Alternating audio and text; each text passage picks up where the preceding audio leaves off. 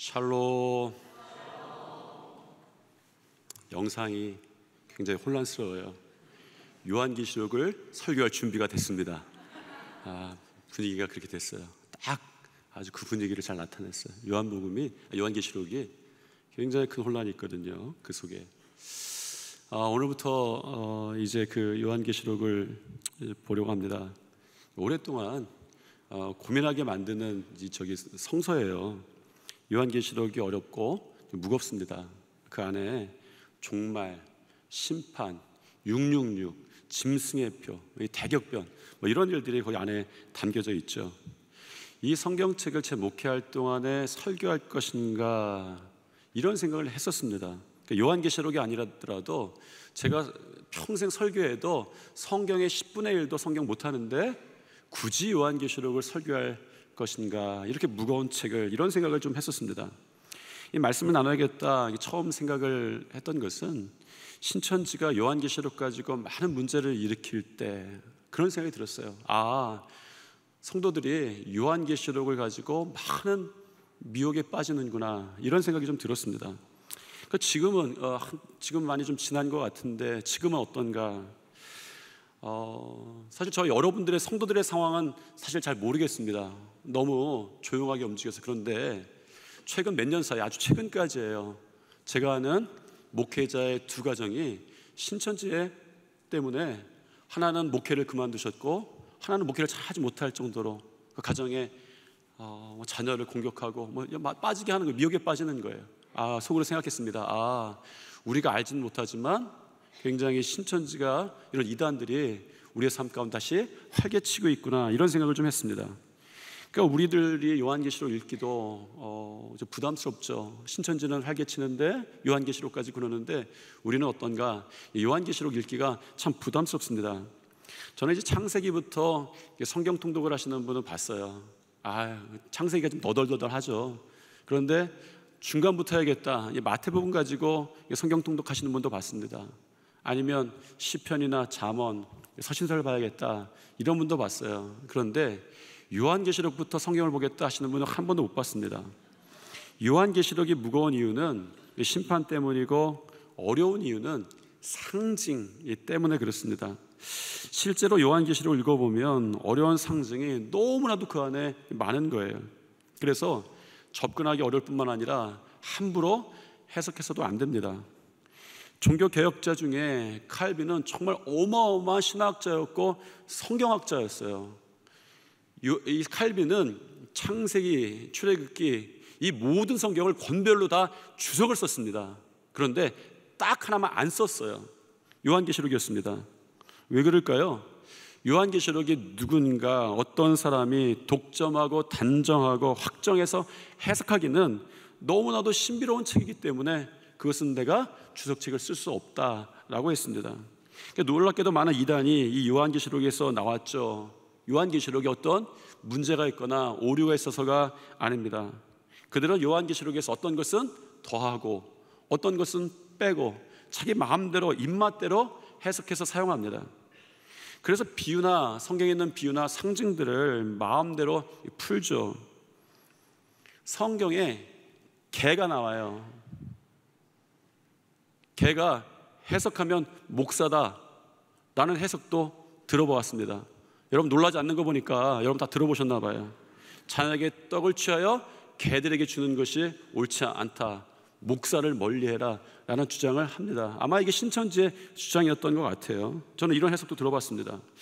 그렇다면 우리가 요한계시록을 해석할 때 조심해야 한다면, 그것이 굉장히 예민한 것이라면 그 상징, 요한계시록을 어떻게 해석해야 될까?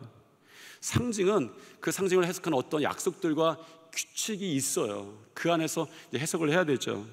제가 미국에 처음 갔을 때, 유학 갔을 때, 이제 아마 그때 한인 학생들이 모여서 밖에서, 그 기숙사 밖에서 한국 음식들을 해서 같이 나누는 그런 시간이었던 것 같아요. 제가 정확히 기억은 안 나는데, 그때 아마 제가 기억에 어떤 그 젊은 신학생, 저는 나이는 먹고 갔지만, 다 목사가 되고 갔지만 미국에서는 이제 대학원생 오는 게 젊은이지 않습니까?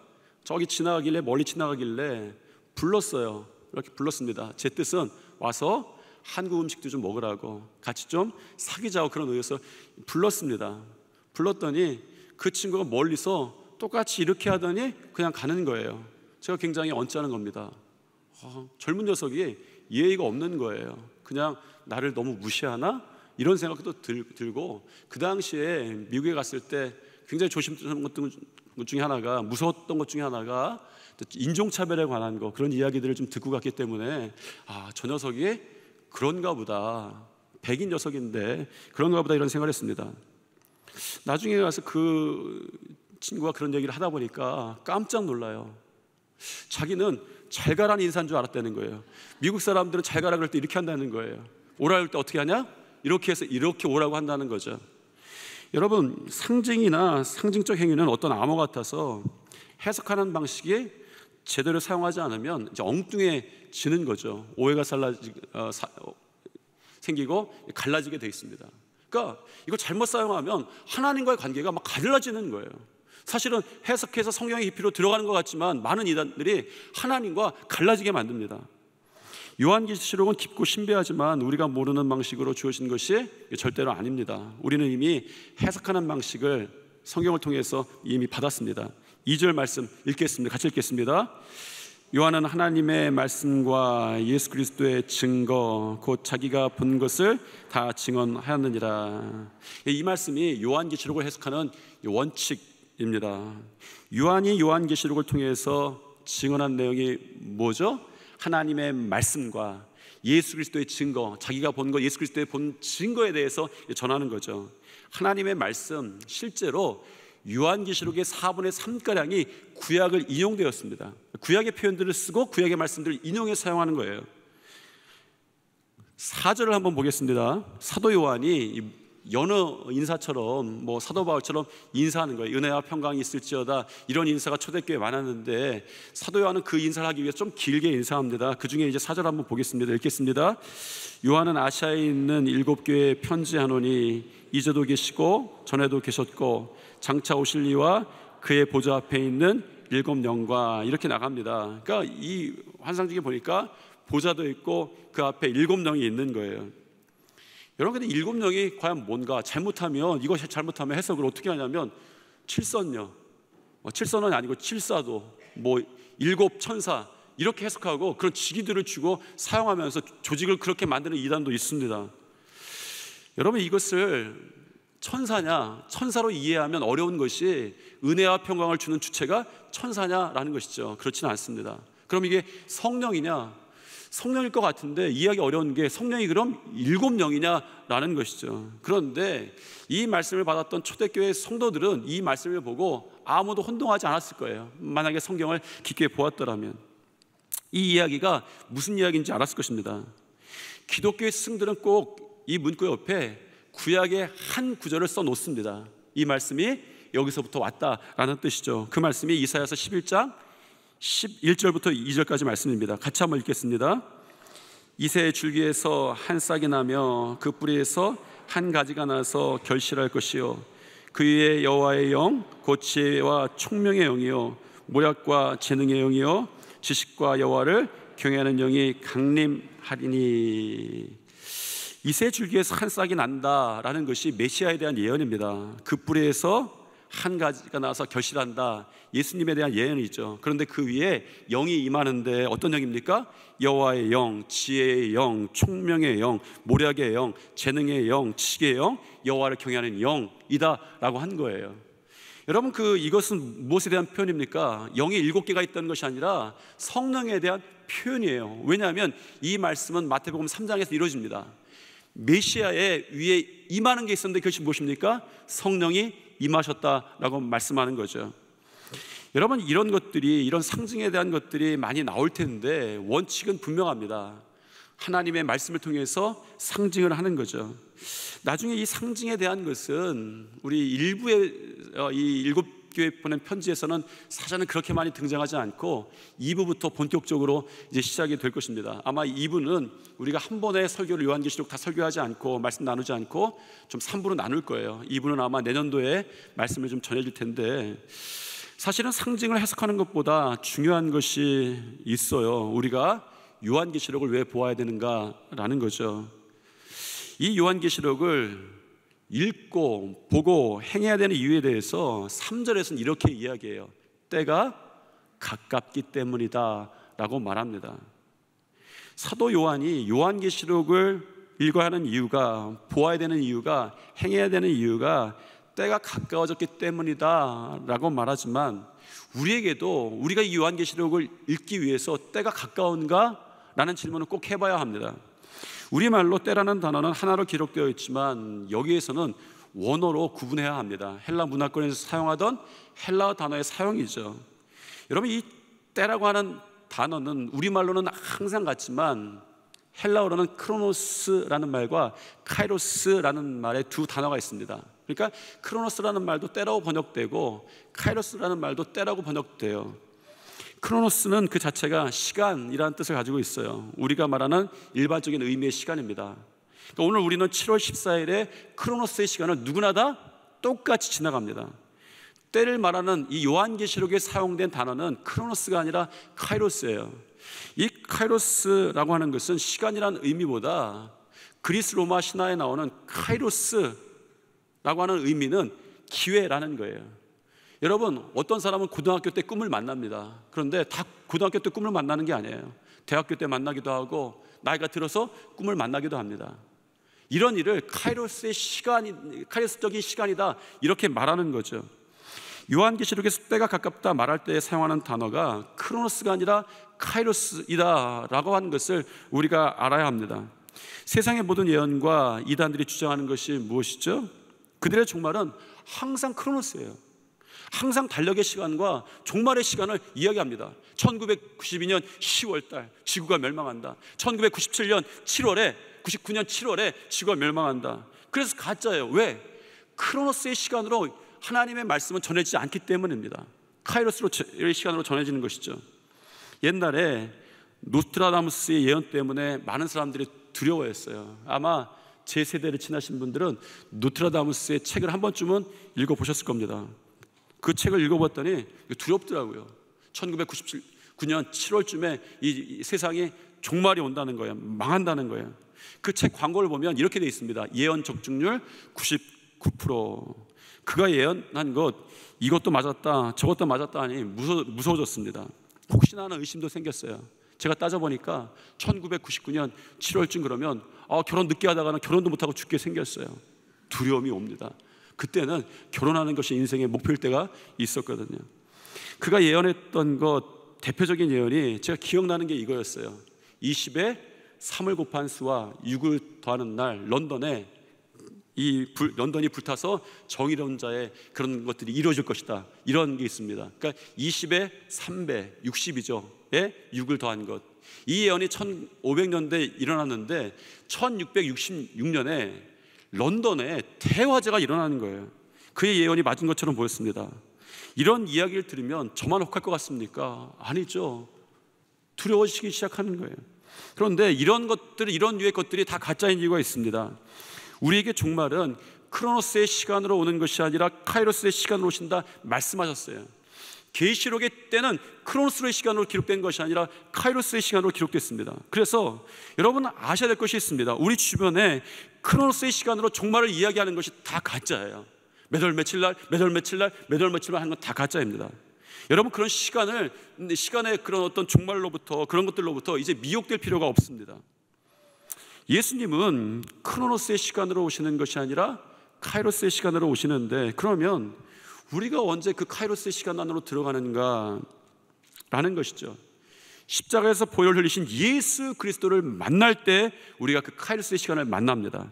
왜냐하면 우리가 먼 훗날 하나님 앞에서 그때 천국 갈까 지옥 갈까 정해지는 것이 아니라 우리가 예수 그리스도의 보혈로 우리 예수 그리스도를 영접할 때에, 예수 그리스도를 주라 고백할 때에 우리는 이미 구원을 받았습니다. 우리는 이미 천국의 표를 가지고 있는 거죠. 우리는 이미 카이로스의 때를 살기 시작을 했습니다. 5절을 한번 읽겠습니다.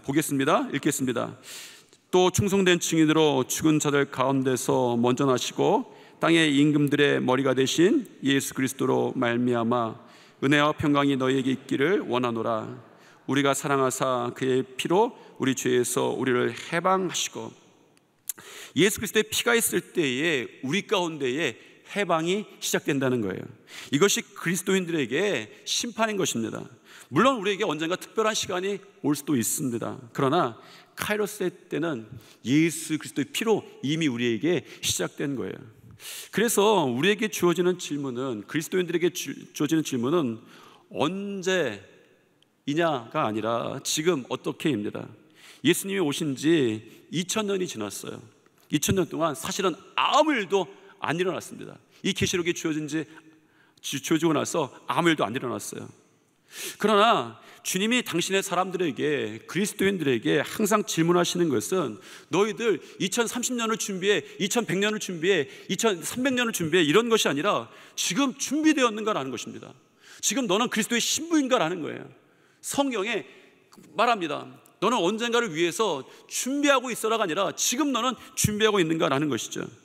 요한계시록이 끝났을 때 우리의 질문도 마찬가지입니다. 너는 지금 준비되었는가? 너는 지금 신부인가? 라는 것입니다. 초대교회 교인들은 이 사도 요한의 요한계시록 이 서신을 보면서, 편지를 보면서 주여 지금 오시옵소서 다 그렇게 외쳤을 거예요. 그들이 심각한 박해와 고난 가운데 있었기 때문입니다. 지금의 그리스도인들은 아멘 주 예수의 오시옵소서, 지금 오시옵소서 그렇게 외치지 않습니다. 지금도 어렵지만 죽음의 위협까지는 아니고 그럭저럭 살만하기 때문입니다. 이것이 사실은 우리에게 위험한 일일 수 있죠. 왜냐하면 그런 것이 우리가 주님을 맞이할 준비가 되지 않았다는 증거가 될 수도 있기 때문입니다.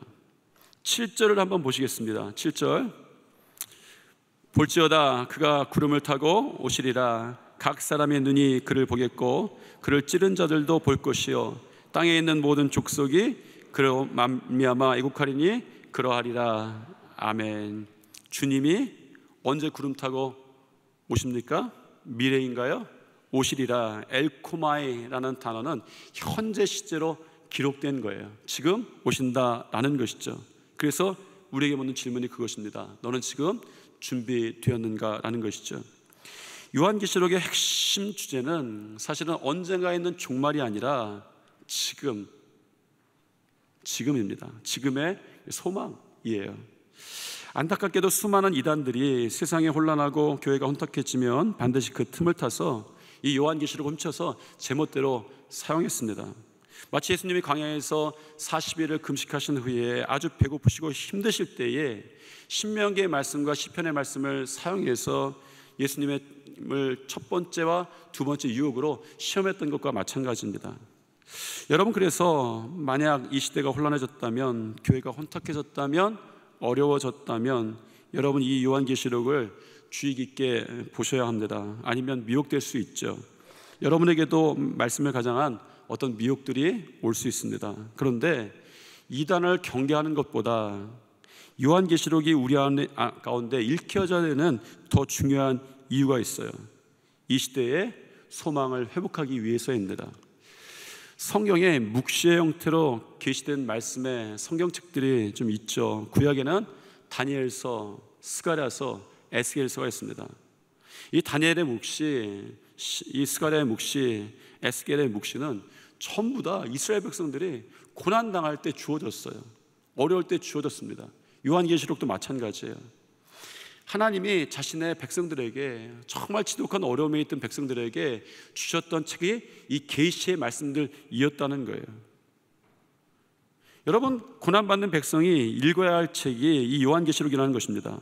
고난받을 때, 지독한 문제가 생겼을 때, 어려울 때 여러분이 이 요한계시록을 읽어보신 적이 있는지 모르겠습니다. 저는 한 번도 그럴 때 이 요한계시록을 읽어보자 생각해 본 적은 없어요.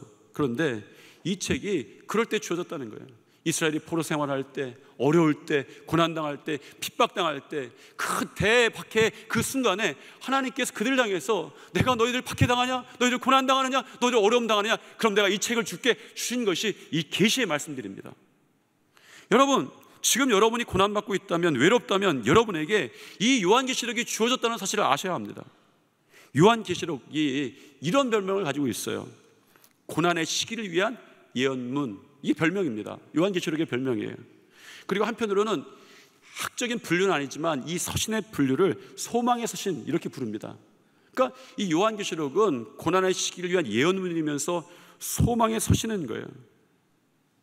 이 요한계시록을 채찍질처럼 사용하시려고 너희들 이대로 살면 심판받고 지옥 가, 그대로 살면 너희들 심판받고 대격변에서 살아남지 못해 라고 말씀하시기 위해서 주신 것이 아니라는 것이죠. 요한계시록이 언제 주어졌고 언제 읽혀졌다고 말씀드렸습니까? 지독한 고난이 있었어요. 환난이 있었어요. 그때 사랑하는 성도들 향해서, 고난 가운데 있는 사랑하는 성도들에게 주신 책이 이 계시록이었던 거죠. 제가 이 설교를 하게 된 이유입니다. 너희들 고난의 때를 지나고 있느냐? 환난의 때를 지나고 있느냐? 너희들 눈물을 흘리고 있느냐? 어려운 때를 살고 있느냐? 그런데 내가 준 책이 있는데 너희들이 왜 안 읽고 있느냐? 이렇게 말씀하시는 거죠. 계시록 자체가 위로와 소망의 책입니다. 요한계시록 21장 4절에서 거의 요한계시록이 마무리될 때 결론과도 같은 말씀을 하실 때 이런 말씀을 하세요. 요한계시록 21장 4절 말씀입니다. 같이 읽겠습니다. 모든 눈물을 그 눈에서 닦아주시니 다시는 사망이 없고 애통하는 것이나 곡하는 것이나 아픈 것이나 다시 있지 아니하리니 처음 것들이 다 지나갔음이로라. 이 요한계시록 결론 부분에서 하시고 싶었던 게 뭡니까? 이 요한계시록이 왜 써졌어요? 모든 눈물을 닦아주시기 위해서 쓰신 것이 이 요한계시록입니다. 오늘 우리가 요한계시록을 여러분이 읽어갈 때에 여러분의 눈물이 하나하나 다 닦여지기를 축원합니다. 요한계시록 끝났을 때 우리 가운데 있는 모든 눈물이 다 닦여질 줄 믿습니다. 요한계시록을 종말의 두려움으로 읽는 사람들이 있고 소망의 서신으로 읽는 사람들이 있어요. 두려움으로 바라보는 이유가 있습니다. 그들이 계시를 바라보기 때문입니다.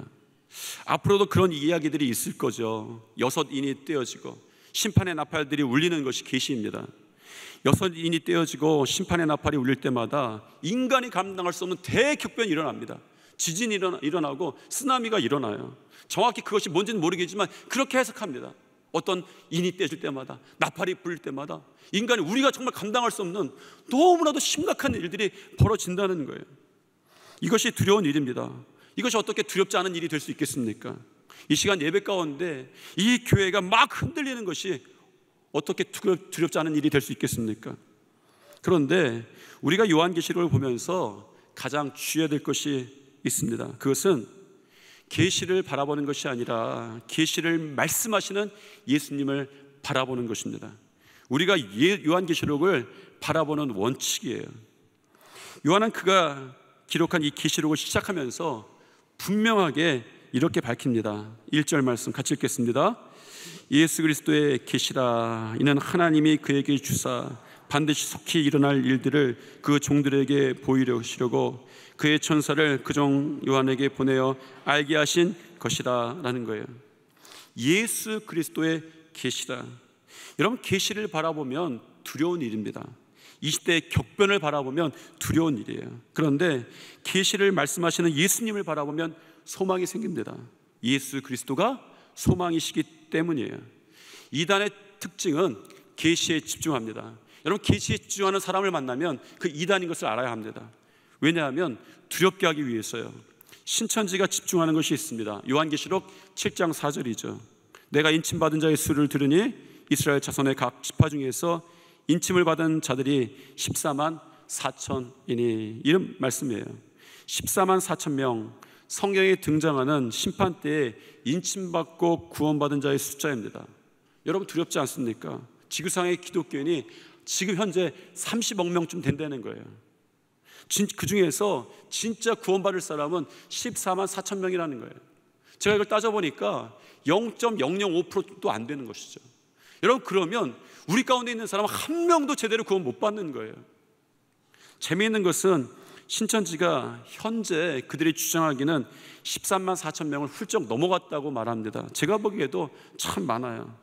아마 이 교주인 그 이만희 씨도 처음 이것을 사람들한테 말할 때, 야, 이렇게 미혹받는 사람이 이렇게 많을 것이야 상상도 못했던 것 같아요. 그런데 사람들이 다 미혹받았습니다. 그러면 나머지는 어떻게 될까? 그들은 또 다른 두려움에 맞닥뜨리게 되죠. 못 들어가면 어떡하지? 내가 거기 못 들어가면 어떡하지? 그 자리에 못 들어가면 어떡하지? 어떤 사람은 삶도 포기하고 가정도 포기하고 자녀도 포기하고 다 그렇게 하고 거기에 집중하는 거예요. 왜? 두려움이 지배하는 거죠.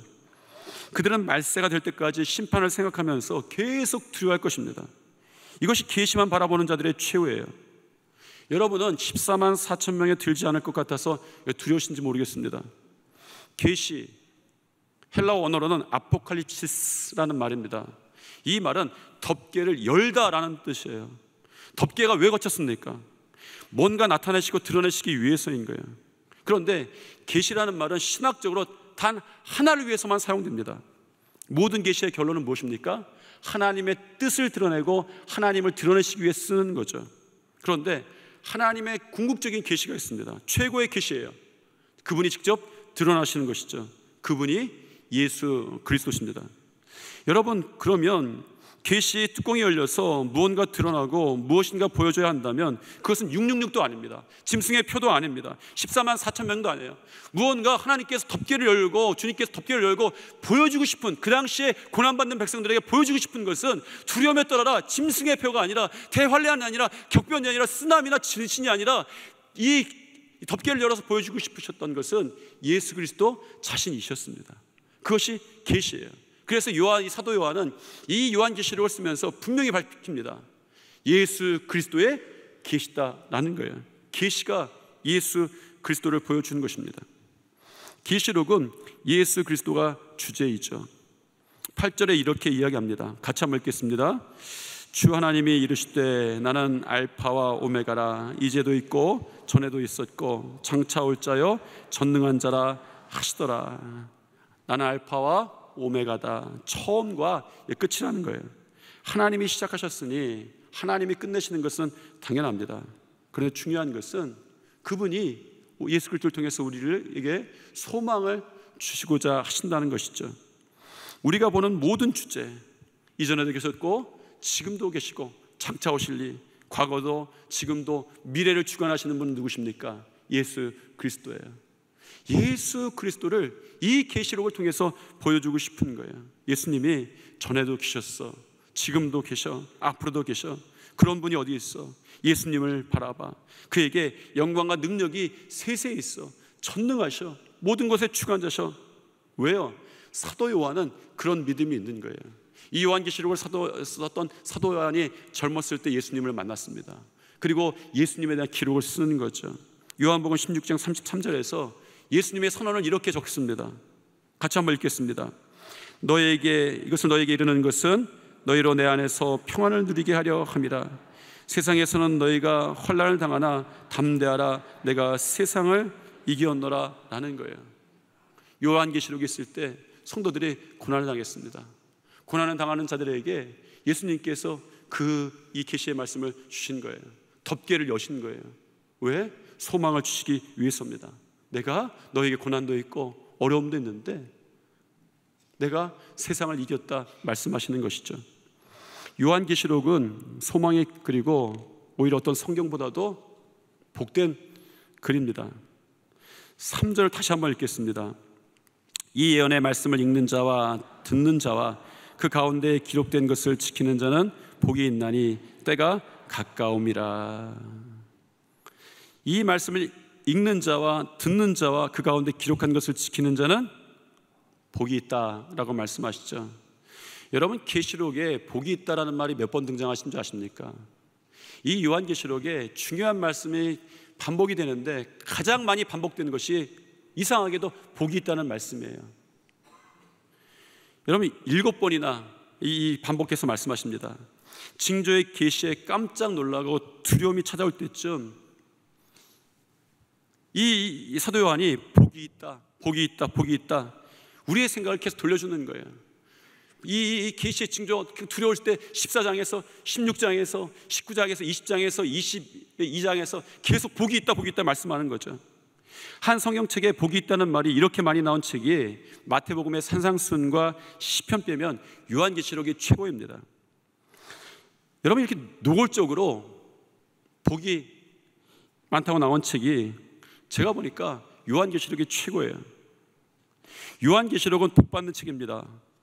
왜 그렇습니까? 예수 그리스도의 덮개가 열려지고 예수님이 드러나시고 예수님을 바라보면 복받는 것이 당연합니다. 여러분, 요한계시록이 끝날 때 다 복받으시기 바랍니다. 요한계시록의 목적이 그거예요. 왜냐하면 그것은 예수 그리스도가 여러분 가운데 나타나셨다는 증거이기 때문입니다. 요한계시록은 그 얘기를 하고 싶은 거예요. 너희들 복이 있다. 너희들 복이 있다. 너희들 복이 있다. 요한계시록을 보면서 두려워할 필요가 없습니다. 다만 지금 깨어있는 결단이 필요한 거죠. 그래서 카이로스의 시간에 우리가 참여하는 것입니다. 어떻게 참여하는가? 6절을 한번 보시겠습니다. 그의 아버지 하나님을 위하여 우리를 나라와 제사장으로 삼으신 그에게 영광과 능력이 세세토록 있기를 원하노라. 아멘. 그 시간에 참여하는데 하나는 세상에서도 하나님과 연결되고 소통하는 제사장적인 삶입니다. 제사장이 그렇죠? 하나님과 세상 사이에 연결하는 그런 삶이었습니다. 다른 하나는 나라입니다. 너희는 나라다라는 것이죠. 헬라어로는 바실레이아라는 말인데 이것은 나라라는 말, 왕국이라는 말과 함께 통치라는 말이 있습니다. 뜻이 있습니다. 이 말은 누구의 소속이고 누구의 통찰에 있는가라는 의미를 담고 있습니다. 예수 믿는 사람은 카이로스의 이 시간에 있으면 항상 내가 누구의 통찰에 있는가 이런 삶을 살아야 하죠. 오늘 우리에게 주시는 계시의 말씀을 이 요한계시록을 통해서 주시는 말씀들을 보아갈 때에 여러분을 향한 예수 그리스도의 소망의 덮개가 열려지게 되기를 축원합니다. 은혜의 덮개가 열려지기를 축원합니다. 예수 그리스도가 정확하게 나타나게 되시기를 축원합니다. 우리 옆에 분과 한번 이렇게 인사하겠습니다. 좀 긴데 괜찮으신지 모르겠습니다. 계시가 아니라 계시를 말씀하시는 예수님을 바라봅시다.